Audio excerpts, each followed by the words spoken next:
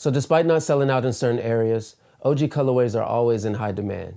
And with high demand comes a lot of counterfeits.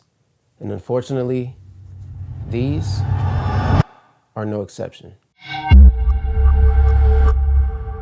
Yo, what's going on folks? Retrospective Dave here. And in this video, we'll be legit checking the powder blue Air Jordan 9. So first, you want to make sure that you have a woven footbed with no threading and no tape. You also want to take note that you have dream cell inserts with a white background. Usually the dream cell inserts come with a black background. And if your insoles appear a bit dirty, don't worry.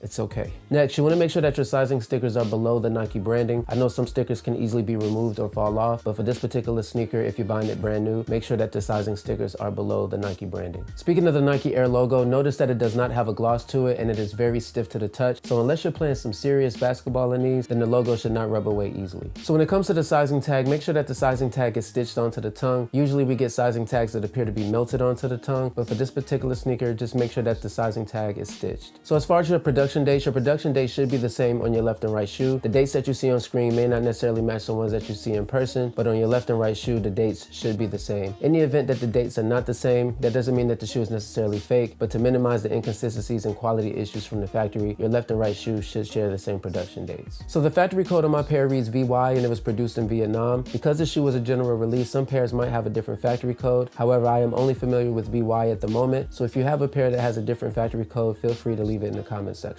So when you're inspecting the shoe, please make sure that the Jumpman is facing to the front of the shoe on both shoes. It is very easy to overlook this detail, so make sure you are paying attention to that. So one thing that separates the authentic pairs from the replica pairs is the toe box. The toe box is very sleek and very flat on the authentic pairs. On the replica pairs, they're more boxy and less streamlined, so just make sure that you're paying attention to that detail as well. All right, folks, moving on to the box. So underneath the box lid, you do have one red stamp. You have no YDM sticker inside of the box. There are no stickers or stamps underneath the box. One piece of shoe paper is included, and the official colorway for this shoe is Summit White and Black. So one last detail I forgot to point out, and this is this little icon on the back of the shoe. It is more of a university blue. It does not match the rest of the blue parts on the shoe. Again, it's more of a UNC Chapel Hill blue, and it's a lot lighter than the blues that you see on the other parts of the shoe. All right, folks, and that'll do it for this legit check on the powder blue Air Jordan 9. If you got something useful out of this video, definitely hit the like, consider subscribing if you haven't already. Also hit the notification bell to be notified when I upload new content. Until then, stay fresh, blessed, and free of stress, and I will see you all in the next video.